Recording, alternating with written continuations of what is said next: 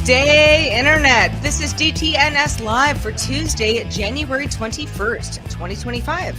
From Studio Animal House, I'm Sarah Lane. In Los Angeles, California, I'm Tom Merritt. In a snowy Atlanta, I'm Nica Montford. And I'm the show's producer, Roger Chang. The world is upside down. Snow in Atlanta. My goodness. Daily Tech News Show Live is made possible by you listening right now. Big thanks to all of you, including Ken Hayes, Philip Shane, Paul Boyer, and a raft of new patrons over the weekend. Jerry, James, Lisa, Ben, Philodendron, Max, and Anthony. Yay! We even got a flower. We did, like a very hardy plant to keep us going. Thank you, Philodendron. Indeed. Well, welcome everyone to DTNS Live. For those of you in the U.S., hope you had a nice holiday weekend. This is our show where we discuss the tech news to help us all understand everything a little better. Now, Nica, you mentioned snow in your area of Atlanta. How's it going? Yeah. It's been coming down for about a good 30 to 45 minutes, and apparently we got another 20 minutes to go. So yay us, but not really. Yeah. Is it one of those things where, like you were saying before the show, we were chatting that like you're used to getting snow once, maybe in a winter, and this is the second time you're getting it. Yeah, so. we normally get, snow, like, accumulation. Every couple of years, every few years, we'll get something. It was like, ooh, wow. Ooh, but this is the second snow in about 2 weeks. Wow. Yeah. That we've gotten. And the thing is, it's usually just like in the Atlanta or in the mountain area, but it's gone as far down. My parents live like in the South Georgia type of area. My nephew sent me some video. It's snowing down there. So everybody's seeing it. I mean, are we talking like snowplow type stuff, or just sort of like, look, it's snowing. Woo, 1 inch. So earlier in the month when we had the snow, it was noticeable. It was constant all morning, and it accumulated to several inches. Today, it's dusting, but it's a lot. It's just like a constant flow of snow. And of course, there's all those pictures of snow in New Orleans too, which is ridiculous. I know. Don't snow in New Orleans. Yeah. What are you talking? What are you doing, weather? I know. Hey, weather, can you back off? 2025. We need a respite. All right. Enough. Well, we can circle back on weather news because we love talking about the weather. But first, we're going to check the tech news. The U.S. Securities and Exchange Commission has announced a task force to be led by Commissioner Hester Pierce to develop a clear regulatory framework for crypto assets. This is being seen pretty positively by people in the crypto community as sort of clarifying the rules of the road. Acting SEC Chair Mark Uyeda said collaboration with stakeholders and federal agencies to ensure innovation and investor protection would be crucial. In his first day back in office, President Trump revoked Executive Order 14110, which had established guidelines under President Biden's former administration for the safe and responsible use of AI. Biden's order required rigorous safety testing for AI systems with potential risks to national security or public safety, and also aimed to prevent algorithmic discrimination and combat misinformation. So, things are going to change around here.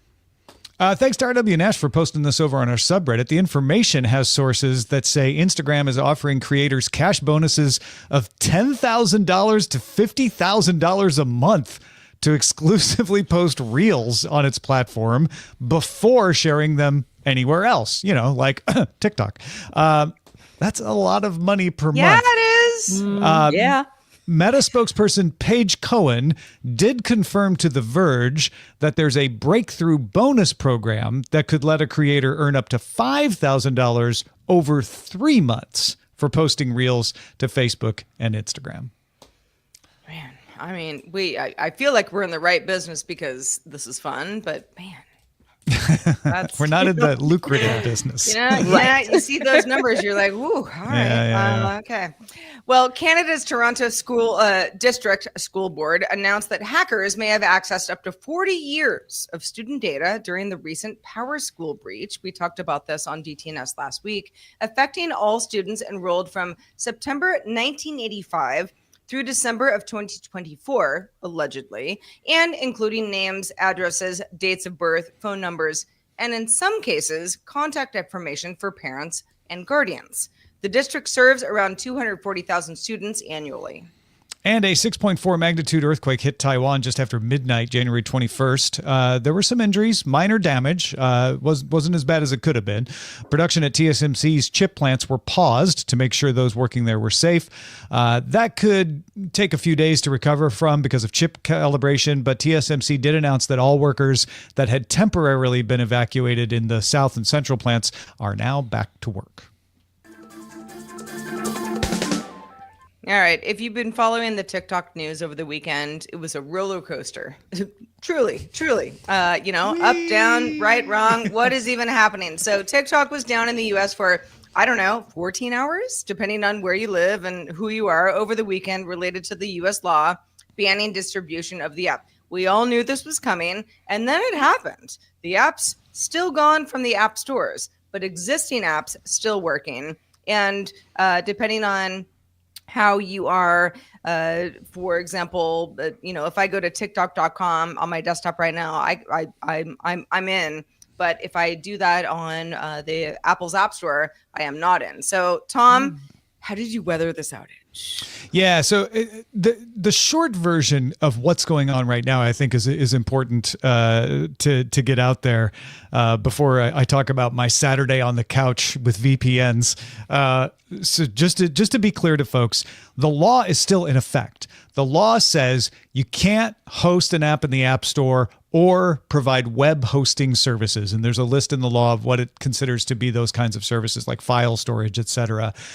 Therefore, Google and Apple have said, well, we're going to follow the law. We're not hosting those apps. So if you delete any of ByteDance's apps, you cannot get them back in the US. If however, you have the app, there has been an executive order that says they won't enforce the law for 75 days. Doesn't actually extend the deadline or anything. It just says, we promise not to punish you if you break the law for the next 75 days. It does seem like maybe that has made it so that TikTok could resume its operation. And that's why if you have the app, you can use it. If you go to the website, you can use it. If you want all the details on that, go to the Daily Tech News Show briefing. But for our purposes here, I thought it'd be fun to just talk about where were you when the big outage hit. I was sitting on the couch watching my wife, Eileen Rivera, download as much as she could before it hit. Because she uses CapCut. She posts a lot to TikTok. I was in a group chat with Eileen and Lamar Wilson talking about, do you see it yet? I think a friend of ours said that they can't get in. Well, I can still get in. We're like swapping screenshots and stuff. And then once the actual effect happened and I got the pop-up that said, hey, TikTok is not working right now because of the law in the US. I immediately went to a VPN on my mobile app. I went to a VPN on my Pixel. I went to a VPN on my desktop and started trying to figure out what works, what doesn't. I was able to tease out that they were blocking you by account, because the short version is I was able to VPN to another country and get the website to load, which I couldn't even get the website to load Saturday night in the US. I thought I was in another country. Then when you log in, and then I logged VPN, in, and it said, nope, your US account, you can't go in here anymore. So in the end, it did turn out that they were blocking on more than just your IP address. Yeah, I saw somewhere where they were saying that it was based on where your account was created. That they were using, that as kind of like the measuring stick, not necessarily that you live in the U.S. So if someone that is a U.S. citizen got it while they were, say, on vacation somewhere in a different country, that I don't think they were subject to the same rules as if they had gotten the app. And here that's in probably the US. confusing for, a fair amount of people who were like, oh Yeah. yeah, I heard about TikTok again on vacation type thing.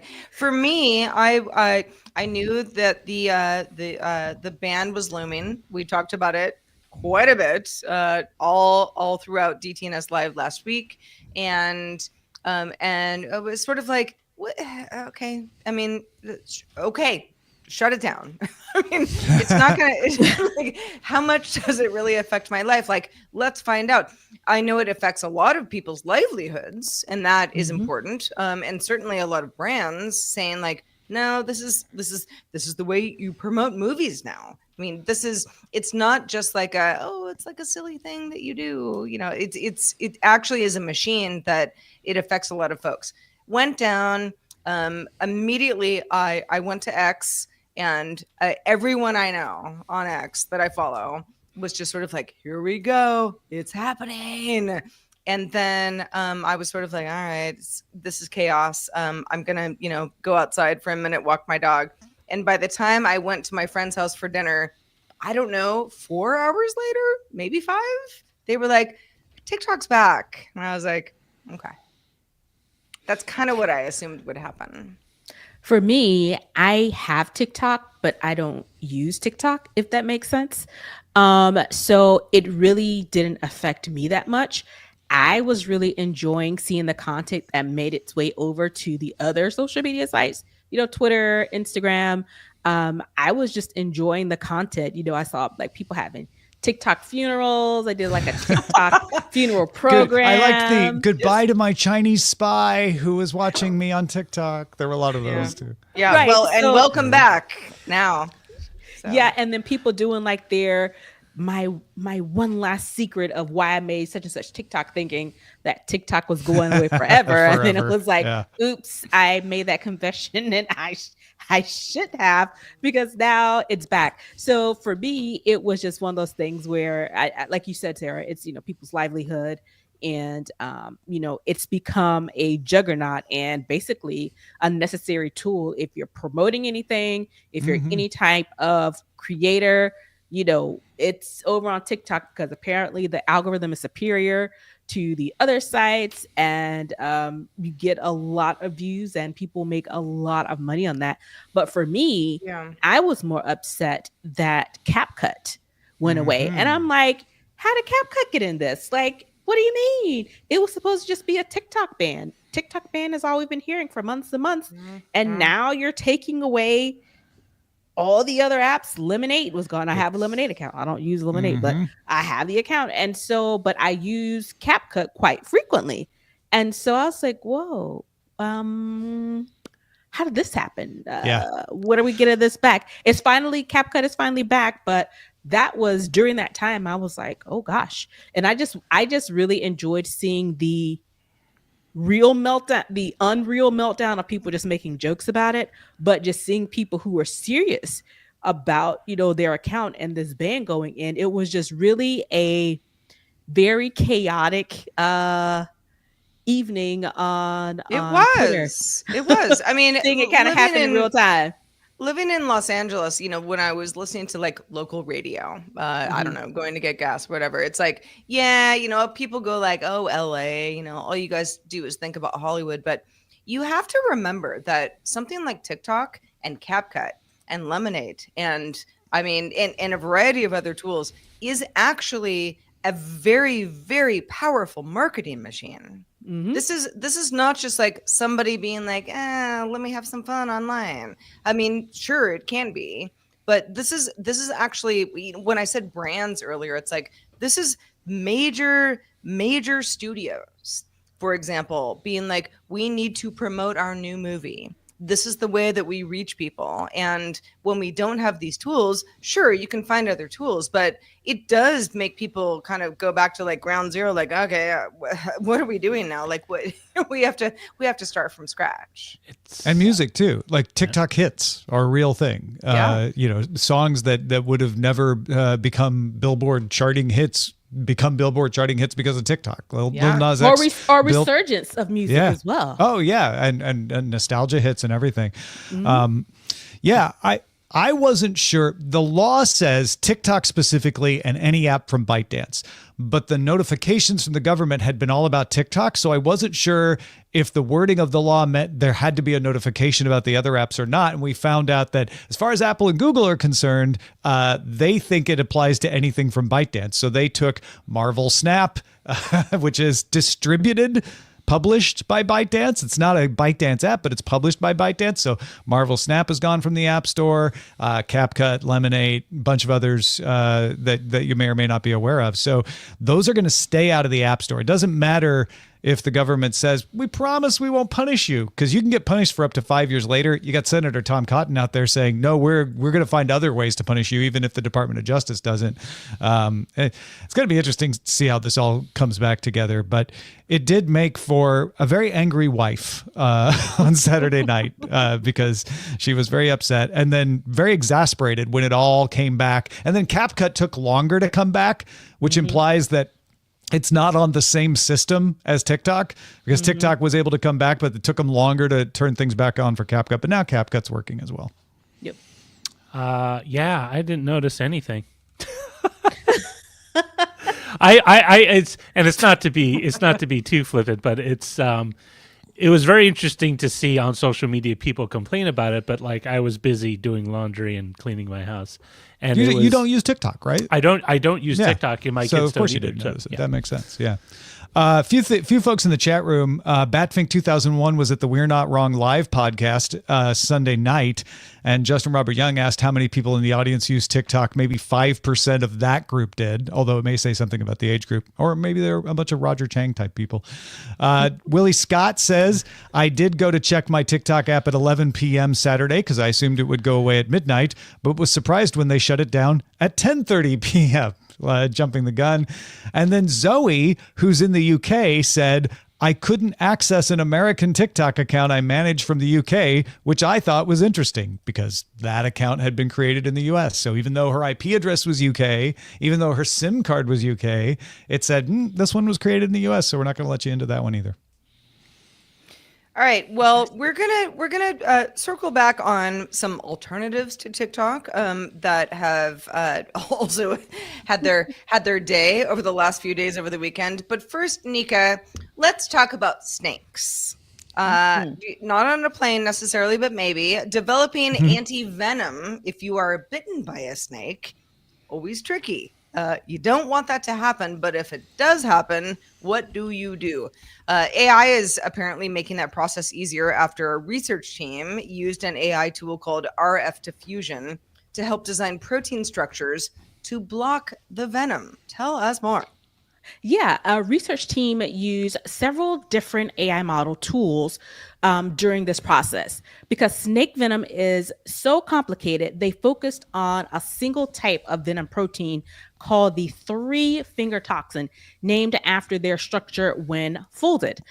They used a generative model called RF diffusion to help design proteins that would act as blocks on snake venom. The team includes Joseph Jardine, an immunologist at Scripps Research in La Jolla, California, and David Baker, a computational biophysicist at the University of Washington, whose lab developed RF diffusion.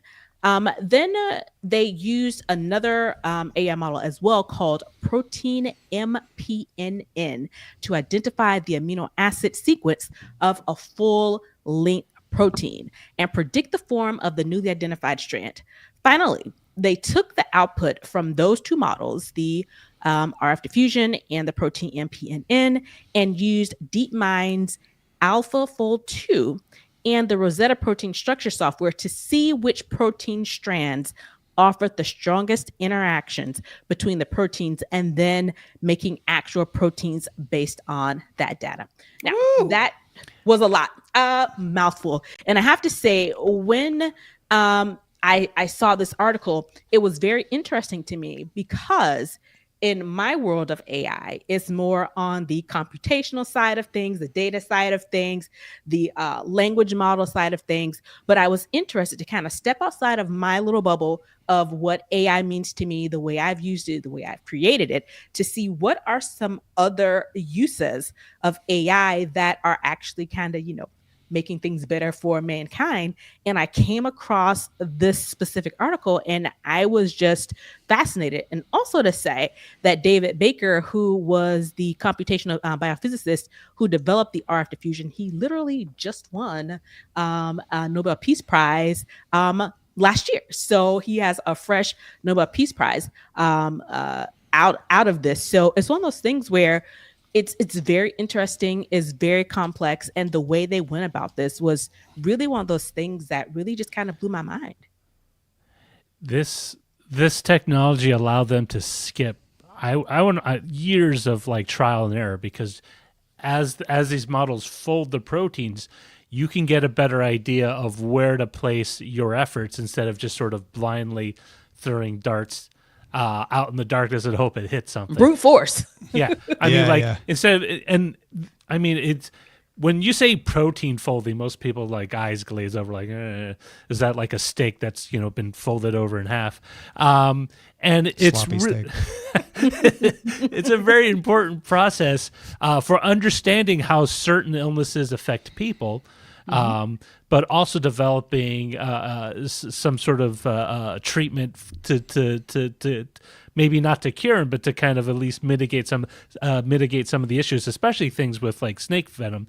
I was reading this and I didn't realize that snake venom was so complicated. It is a mixture of different toxins and proteins that can affect everything from your neurosystem to blood clotting, and you can't just you can't just like, oh, well, I'll just give you an injection of this and you'll be fine. It is so multifaceted that it does require a lot of prior work into basically figuring out how these things will fold out, or rather fold in, and then what you can do is like, okay, now we can use this and that will block the receptors so they will not be able to interact with your system and do what most people we could say. Now, this might be a sort of a dumb question, but this is not something that you would do preventatively if you were going to the Amazon and hanging out with a lot of snakes, right? It's not this a vaccine. It's something that you would do afterwards. Yeah, after you're bitten. You have to get bit to use this. Yeah. So you don't use this. But it's nice. You don't nice want to to use it, but if you have to, it's there. Well, and I think it's also important to realize, like, Nica, correct me if I'm wrong, this didn't work in mice when they tested it. And so people may see that and say, oh, so this was a failure. But the fact that they were able to come up with a viable protein to test to even see if it would work is the big advance here. Before, we would be stuck at step one with no way of being able to figure out what proteins to test. This got us to the step where we could actually identify a few. And if you keep going, eventually you're going to find one that works. Right. And I think it worked in some instance. So it was kind of a like, we kind of got it, but we kind of didn't. But not perfect. Not perfect. I think it was the X amount of times, the X amount of the toxin versus the X amount of the inhibitor that caused a bit of the, yes, it works, but not quite. But like you mentioned, a lot of times when you're doing things like this, you have to go through your trial and error phase, your proof of concept. Will this even work? And where they've gotten this technology to, both of these models too, is they've been able to isolate and create the protein, and not only create it, but use but to go back to use the RF diffuser model to verify, and have it to select, okay, so we ran all these different instances of this protein, which one is the best one? The model can say of the one of these proteins that you provided to us, my protein A and B and D are the best ones. And it proved that I think the article said about 15% of the running of this to verify it was correct. So it shows that it's highly accurate in choosing which of the proteins is best to use in a specific situation. So I think this really is like truly an actual advance in the biospace of AI. Yeah, it gets us into the world of trying things to see if they work versus the world of like, we don't know where to start. We don't know what proteins could even possibly work because there's too many of them.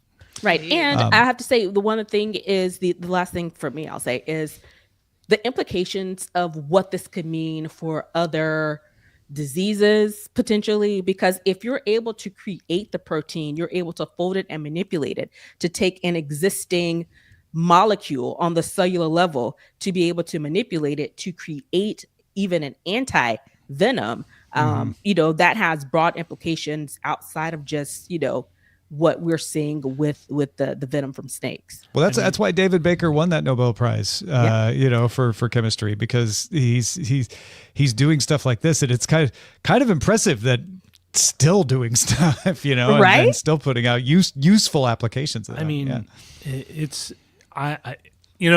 funny you say, like, not knowing even where to begin, but like not like which direction do we go in, and that's where a lot of the initial research, when people say, like, we're funding money for cancer research or whatever, some other medical research, a lot of times it's because they're trying to figure out where they start, because it's really hard if you're trying to do it like mad cow disease. That's not even a viral or bacterial infection. That's just a misfolded protein in your head. And so, there's a lot of spin out benefits to this. And this is a clear example of where AI literally accelerates the process. You are skipping years of trial and error by human people going through and testing and then looking through a microscope. Yes, no, yes, no. And then you can simulate, and then you say, okay, we have a best shot if we approach it from this way. Let's go here, and then work. And one of the things that annoys me when people see, like, when something doesn't work out the first time, it's like, well, that's what trial and error is all about, right? No one gets anything out of it unless they're super lucky. No one hits anything out of the ballpark the first time out. And so you have to, go through, and as you go through more trial and error, you can slowly whittle down what works and what doesn't. Oh, Cornpone Telephone has a good question. Do we know what kind of model was being used here? Because everybody hears about large language models and chatbots and everything, but this was a different kind of deep learning model, right?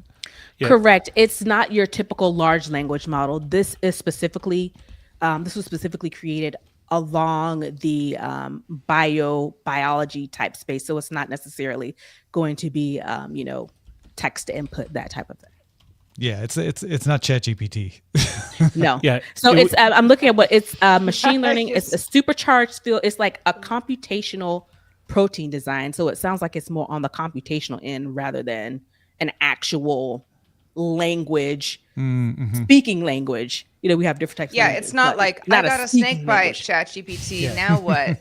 Hallucinate an answer on what I should do. It was based off Rosetta, and so Rosetta is trained almost exclusively on proteins. So unless you have protein things so that you want. It's like it's like a machine learning diffusion model trained specifically on proteins. Yeah. That makes sense. Okay. Very good.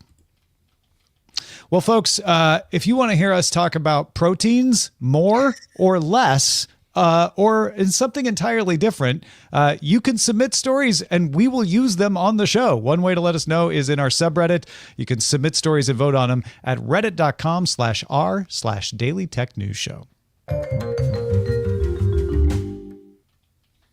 Even though the news of TikTok's death was greatly exaggerated, for a few hours anyway, we got quite a few TikTok clones just coming in over the weekend. Competitors wanting to capitalize on user behavior in the midst of a TikTok shutdown, which, 72 hours ago, nobody knew how long that would be.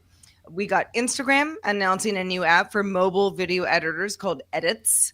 It's available for pre-order on the Apple Store. Instagram's Adam Mosseri saying it should arrive in February. This is a direct CapCut competitor. This is definitely Instagram being like, all right, you need CapCut. You can't use CapCut. We're going to clone CapCut because we are a meta company after all.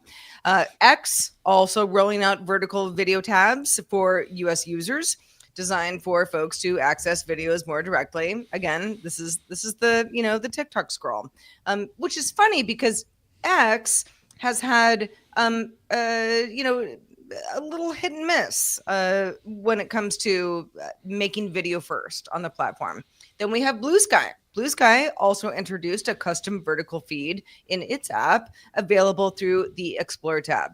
So I think really the question of like, is TikTok, gone or not? Well, right now it was gone and now it's back. And so life is more or less, as it were before. But Tom, you had mentioned Eileen a couple days ago being like, oh man, I can't use CapCut. That is actually something that I really use on TikTok all the time. Do we think that cloning these kinds of apps and behaviors on other sites is a good thing or not? I mean, I don't think it's any more or less of a good thing now than it was before this. Like, people obviously have been copying each other's features for a long time. So X and Blue Sky might have added this anyway. We already saw Instagram add Reels. We already saw YouTube add Shorts. This may have accelerated the rollout. I generally don't think you steal people when this happens. It either creates a community around it that grows or not. I'm a little skeptical that X or Blue Sky are going to become hot spots for people to post vertical video, but it's certainly another place for you to do. And as Lamar Wilson's always saying, you want to diversify your feeds, go to where your audience is, and create multiple platforms for your content. Don't rely on just one platform. So it's good in that respect, right? Because it gives you more options. Yeah. What do you think, Nica? So I have to say, during the whole TikTok going away debacle that as it kind of unfolded on Twitter, I did see on my feed people talking about this app called Fanbase, which is another social media app. I think it is video focused as well.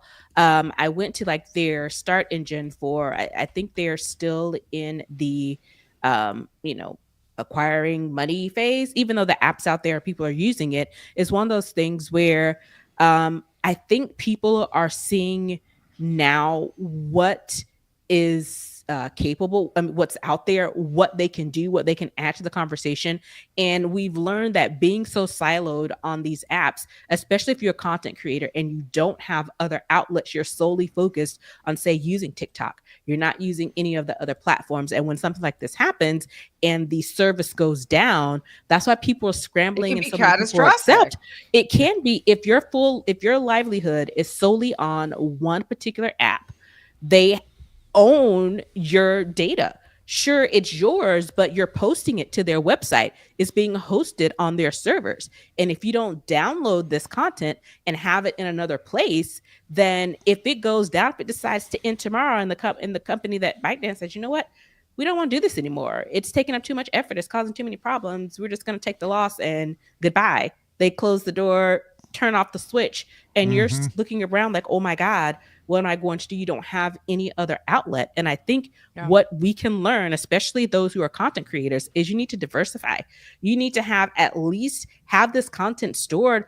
You can go to Squarespace, Wix, Shopify, all these other outlets that you can post your content to, even if you don't say keep it if it's not even posted. If you say you use it more of a storage, so that if something like this does happen and the switch gets turned off, you can go to your own platform that you have, turn the switch back on, and say, hey, this was coming. Follow me on XYZ. Here's a link to my website. I think out of all of this, what I hope for content creators is that they take this as a learning, teachable moment to say, you know what, let me make sure I have some other options as well. Don't be vulnerable to being on a single platform. What's interesting is just like, how quickly they pounced on, like, here, there's a potential opportunity, maybe not the biggest return on investment, but there's no harm in trying. So I think it's interesting. I think what will be more interesting is if they keep up with it. So if Blue Sky not only has a vertical feed, but that actively develops it for the next several months, and not just like gets users, right? Not only active develop it, but has an audience using it. You need both of those at the same time. Yeah. Right. But I mean, honestly, I don't think it's necessarily a bad idea. It's definitely, it's definitely an avenue they should look at. I mean, again, they may not have this. This may not play out for them immediately, but I would say down the road at some point it will begin to develop. I mean, I Hey, don't know we're that I would say capitalistic I'm. society. So people are Yeah. like, hey, I got to get in where I fit in. I don't know that I'm surprised that this didn't happen, but I wish it would have happened. There was not a lot of momentum behind open alternatives, right? Blue Sky is fairly open, but the company itself is not open. Is not open. It's a private company, right?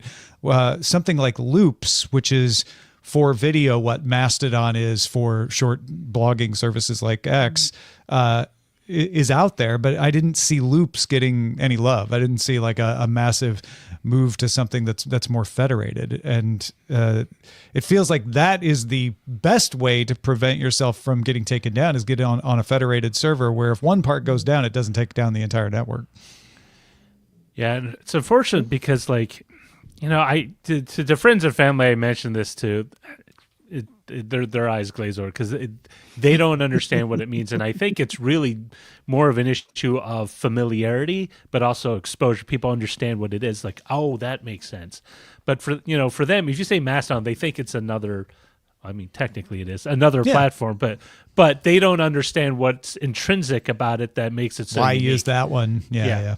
Mm-hmm. And Loops is very new, as people like Binary Digit and W. Scottus One are pointing out. Like, but you'd still think, even though it's new, it could get a lot of people saying, "Oh, well, it's new. That's good, right?" And I wish I would have seen more rhetoric around that. Yep. All right. So remember the days, all of you, when Amazon was about buying a book online? Remember those days? Oh yeah. Yeah. All right. So Spotify also used to be, listening to a song online, listening to an album online, might be expanding in a big way about the type of content that it offers. So Roger, you've been following this story. Tell us more. Yeah, so Spotify is testing a new category of content, self-improvement and educational content in the UK. These would be in addition to the service's existing catalog of music, podcasts, and audiobooks.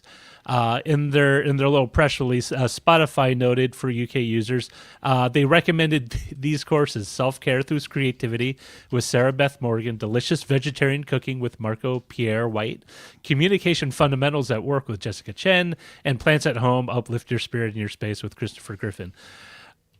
I find this very fascinating because it's expanding in a way that isn't just traditional at you content, but more of like useful content. In the same way that when bookstores started selling home improvement, books or self-improvement, like how you could succeed at life with positive thinking and the rest of the. So here's my question about this: is that Spotify also clearly does music, podcasts, audiobooks. Okay, so Spotify is doing that. So this, I mean, is the content play here a if I am interested in delicious vegetarian cooking, do I buy a 12 episode series type thing? That feels like that would be different than a podcast that I know it, as it exists today. Yeah, is this more like Udemy and Coursera, or more like Audible? I think it's more like Audible in that you're not buying, at least the way I understand it, you're not buying the courses, but you're buying the episode. This is like what is that called? The master course. Master class. Oh, thank yeah. you. Yeah. And it's interesting you say that, because that's one of the big shifts that I've noticed with a lot of the content is, instead of just getting your content off YouTube and it's from some guy like how to fix your plumbing, and my name is Joe Blow and I did this and it worked for me, it might work for you. You have someone who has experience tell you, well, I'm a plumber of 25 years or whatever. I think it's you get your standard Spotify ads in these programs or these courses, as well as topped up hours. So if you subscribe and you get so many free hours per month, you would use that through this. But you would get $10 per month standalone audiobook subscriptions well, actually, it would be sort of similar to what Audible does. So it's interesting in that respect that it is Spotify is trying to branch out into categories that you wouldn't have normally thought of them doing. And I think it's interesting because I think it started, I mean, with the podcast, but I think with the audiobooks, I've seen a lot more audiobook ads from Spotify, and I think this might just be an extension of that. Where it's like, and there's a difference between a 12-part course, even if there's not tests and quizzes involved with it, than there is with just an audiobook, right? I see on the screenshot from TechCrunch that useful AI prompts for professionals is one that seems very of the moment. How to talk to anyone is another one. And it's, and if these really take off, I could totally see them setting up a tier, a separate tier of compensation to they pay feel for those textbooks. Yeah. Yeah. I mean, I think it's kind of cool because it's one of those things that both makes Spotify a little more stickier to its users, but also expanding the revenue opportunities because now we're getting other people who generate content that might not be a song, might not be a novella, might not be, a regular podcast, but it's still content people want. And so, Sure. Yeah, it's Spotify pivoting to being a content place, not a music place. It's like, I mean, it almost feels like Spotify becoming like Wirecutter. I that may be like a huge leap, but like, do I want a new pillow? Well, if I go to Spotify and I've got, a bunch of people who have been designated experts telling me like, here's the pillow that you want type thing, I can see where this gets more interesting.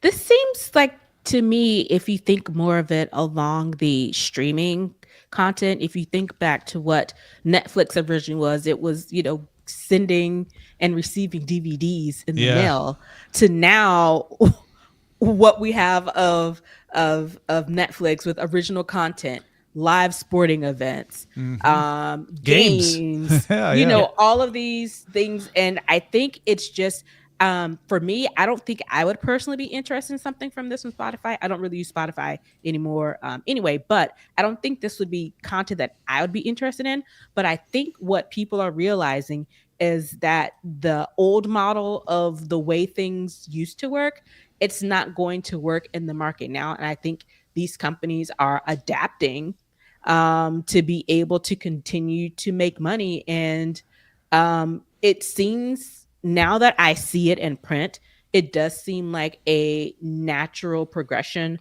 of Spotify to go this route. At first I wasn't sure, but now it kind of seems like innately, naturally something that, they would get into. If you want growth, right? Yeah. You got to add new stuff.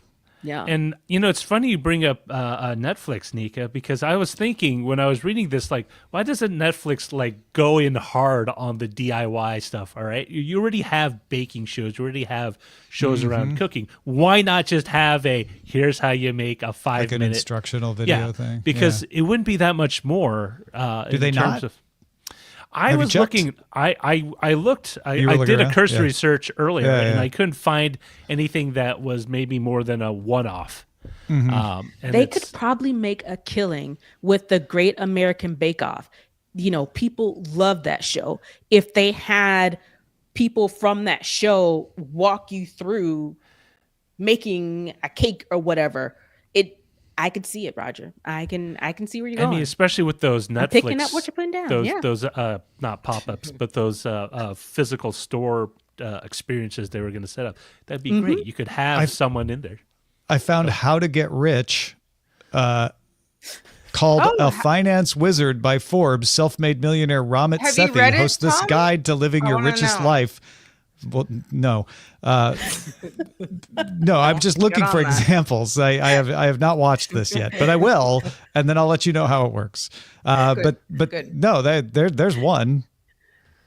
It's very self-helpy though. It's weird because currently for a lot of this stuff, people either sign up for like the masterclass course or they go to YouTube, which is what I do. Right? There are a bunch of people, mechanics or plumbers or cooks or whatever, that you could tell after a while, like a lot of people on the subreddits I follow this person because they really like the advice they give. I should check it out. And that's what I've been doing. There's this guy, Toyota mechanic, who does nothing but these videos about Toyotas, how to fix, what to buy, what not to buy. Is this a problem that you should fix right away, or you can just, let it sit for longer? And I think it's really cool because when you hear something from someone who has some a depth of experience with, you're more likely to believe them than some guy who's like, yeah, I took a wrench and I hit this, a few times on the side and now it works. You should try it too. I'm a little less convinced that's the right way to go. Well, in our mailbag, Mindy chimed in on our Friday discussion about students using ChatGPT for schoolwork. We were sort of talking about, is this good? Is this bad? Should we be worried? Is this just like calculators? Mindy says, I've been a middle school and high school teacher for over 20 years. Don't let the current stats of ChatGPT usage mislead you. ChatGPT isn't the only game in town. My students prefer Snapchat AI. In their words, they just take a picture and upload it to the AI for all the answers. They love when teachers give them worksheets. AI does all the work. It's so much faster than group chats with photos of a hopefully smart kid's work to copy from. And it's also a problem, says Mindy. However, as a parent, I encourage my 5th grader to use AI, but I sit with him and I show him how to do it the right way. He's hesitant because all he's ever heard at school is that it's cheating. The way that most students use it, it is cheating. But there's a reason why I don't get into it with entire classes. I just don't have the time to change hearts and minds in my 50-minute Spanish class. My school district, says Mindy, is very open to using AI in education. I'm on the technology leadership team, and that has been our main focus for the last year and a half. We are leading teachers in how to use AI to make their jobs easier. And our district is trying to get students using tools like Brisk and other platforms with embedded AI in ways to level up their learning instead of a way to avoid learning. Mindy says, I don't have all the answers, but I know AI isn't going anywhere.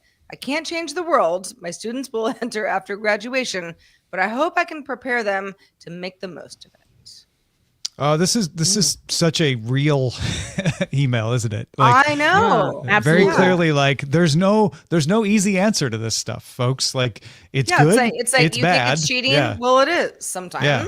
But also it can be helpful, and and not everybody has time to do the perfect solution to make it right. We're kind of dealing with it as we get used to it. And as if teachers don't already have enough on their plate to do during the course of a class, the approach that she says, it's one thing to use AI, whether it be ChatGPT, whether it be Claude, whatever it is.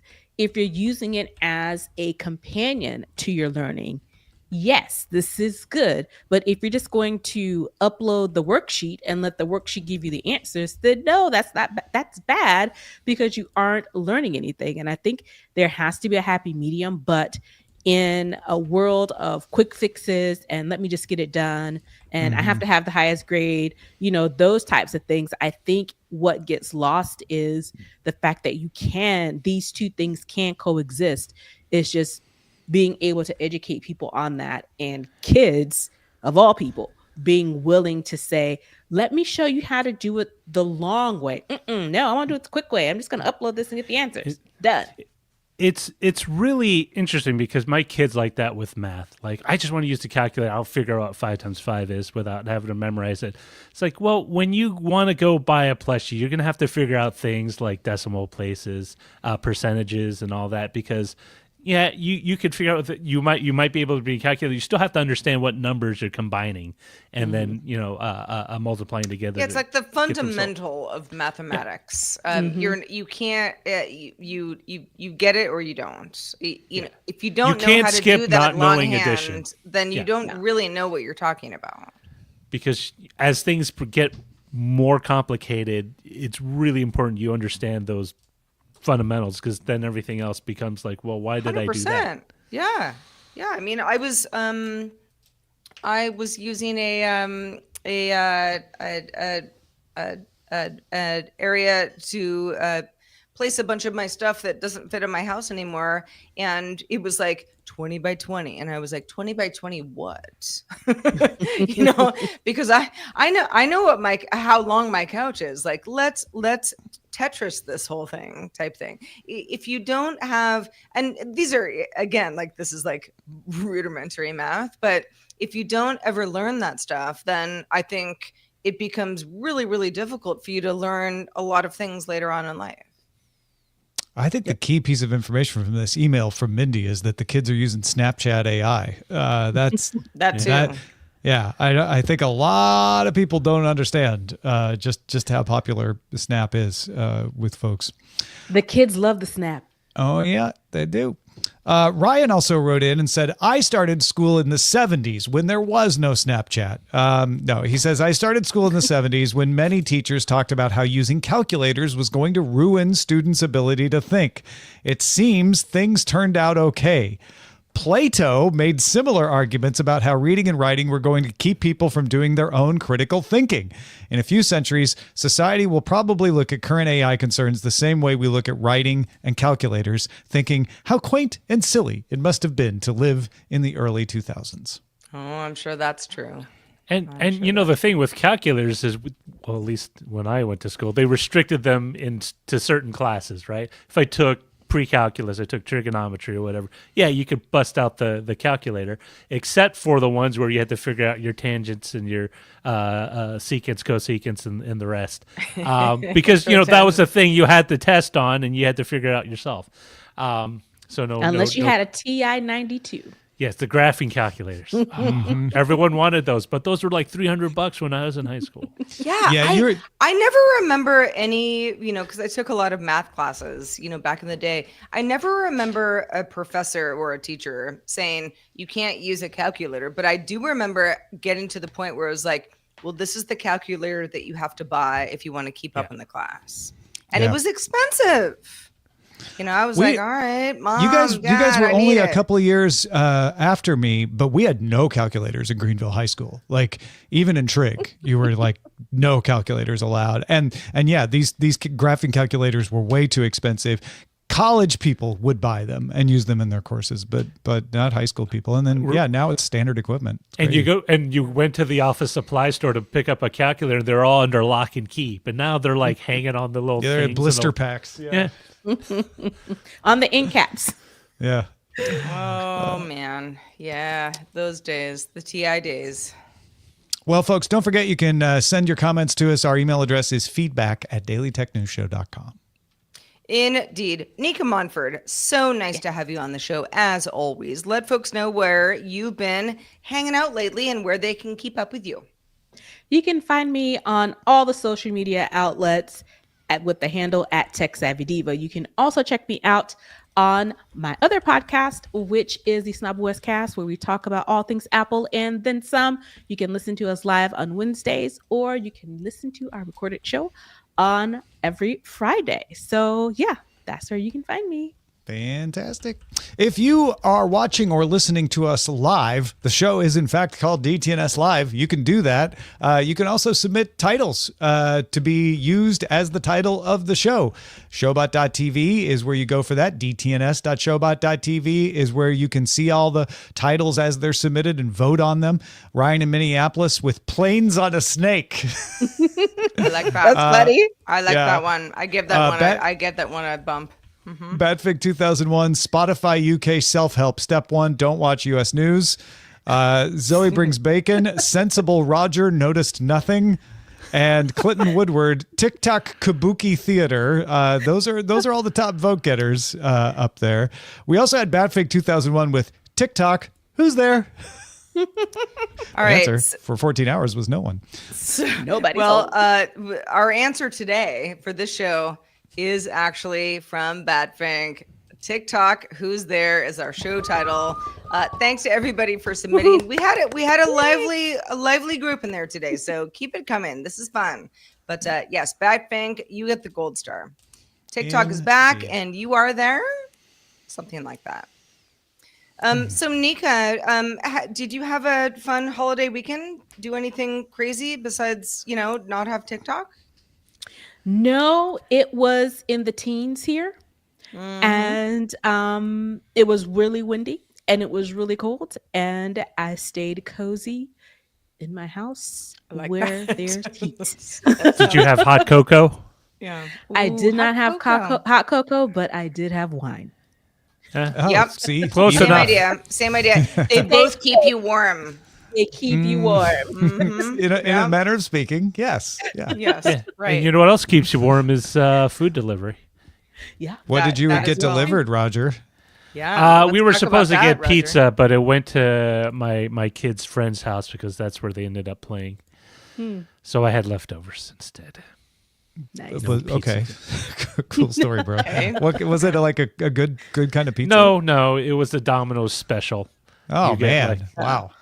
So I'm not totally like bummed I out. mean, but, Tom, don't act like you're above Domino's. Domino's like is Domino's. fun. You don't Yeah. like Domino's? No, we had some bad experiences with Domino's. Did you?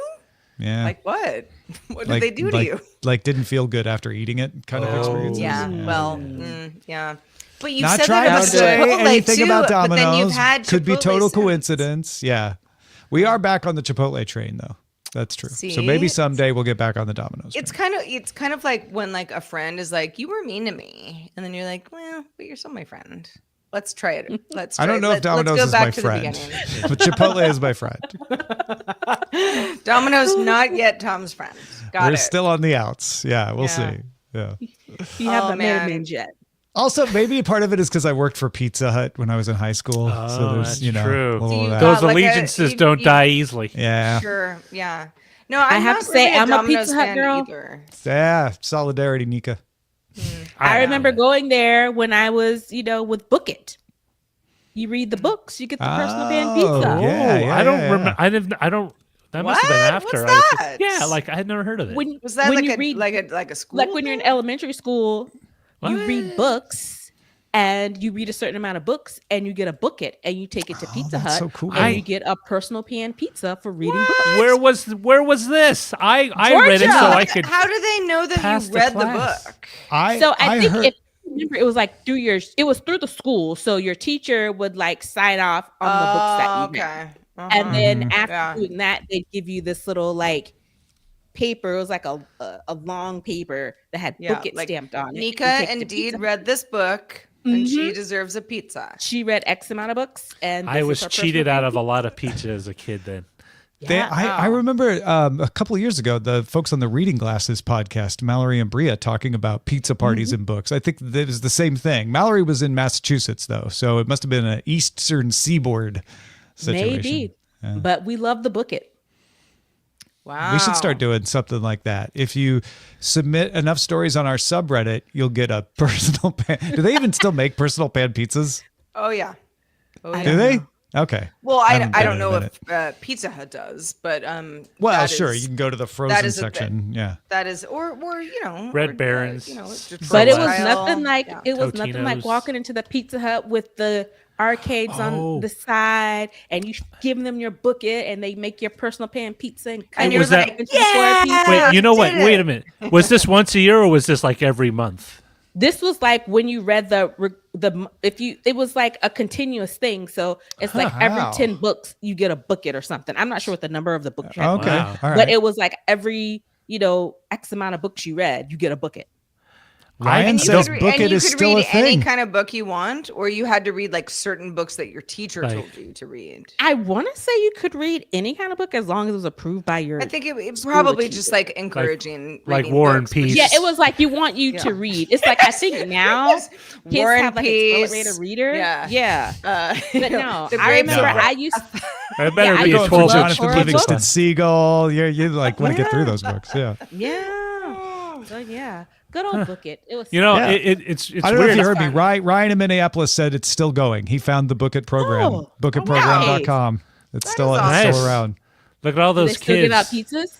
thinking about pizzas when they read books about puppies. That's a and good kids. point. The You Book It guys program is still understand here, that but what do you we've talked get? about pizza to the point that now I have to eat pizza tonight. That's the rule. If you law. think If about If we talk pizza, about you it must for eat 1 pizza. minute, I'm like, pizza sounds good. 2 minutes. And then after 5 minutes, I'm like, well, that's what I have to eat now. And it says delivered by Pizza Hut. Delivered by Pizza Hut. Pizza Hut still does it. Well, I don't Look know at if I'm going to that. do was Pizza good Hut, times. but Pizza I've got Hut's investing in our communities with pizza. got a Detroit pizza place around me that I like very much. So yeah, all right. Tom, we got a lot of new patrons over the long weekend, and thank you again to everybody who's joined us. Welcome aboard. And we also got some call outs, right? Yeah, big thanks to Jeff, Trevor, Sam, Mark, and Lewis, or perhaps Louie, who gave us raises on Patreon. Thank you for that. Also, keeping the streak of super stickers and super chats going. C-Spawn with a super sticker today in our YouTube chat. Thank you, C-Spawn, for that. C-Spawn. And it's Nerve83 again. The Sens fans and Cap Caveman all followed us on Twitch. Futwitch666 resubscribed for the 12th month. PC Milesy and Zoe Brings Bacon gave us some bits. And AYEPC followed us on Twitch as well. Thanks, everybody, for supporting us in all the different ways that you can. Indeed. We will be back to win it all again tomorrow with Scott Johnson joining us, talking about the mood among attendees at this year's GDC when it revolves around AI. Reminder, you can watch us live Monday through Friday at 4 p.m. Eastern. That's 2100 UTC. And find out more at dailytechnewsshow.com/live. We will talk to you tomorrow.